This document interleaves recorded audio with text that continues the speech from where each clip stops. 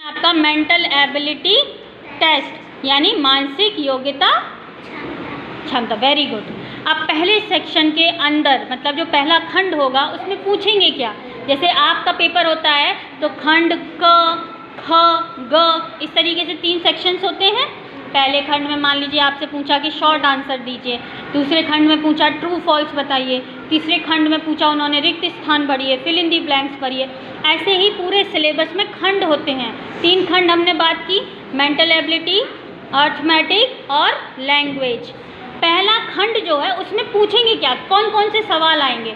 तो पहले खंड में पहला सवाल आएगा चित्र मिलान करो यानी कि मैचिंग दी फिगर। दूसरा पढ़ो समानता, एनालॉजी, बताएंगे ये सब क्या होते हैं। अलग खोजो, है ना, अलग खोजो, ऑड मैन आउट।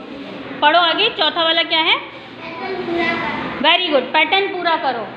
5वां क्या है,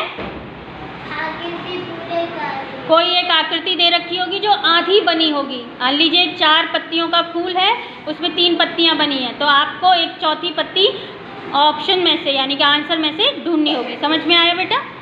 तीसरा क्या है, वो आगे क्या है,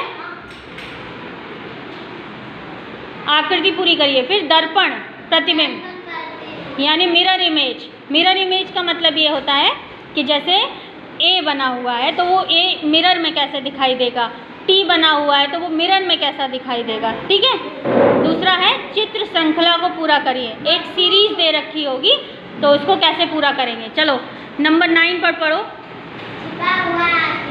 छिपी हुई आकृति, एम्बेडेड फिगर कैसे चेक करेंगे। स्पेस विजुअलाइजेशन यानी अंतरिक्ष कल्पना।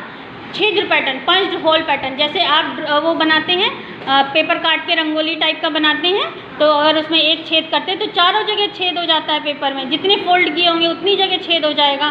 तो वही इसमें आपको क्या करना है, सीखना है। समझ में आया मधु, आ गया कि नहीं।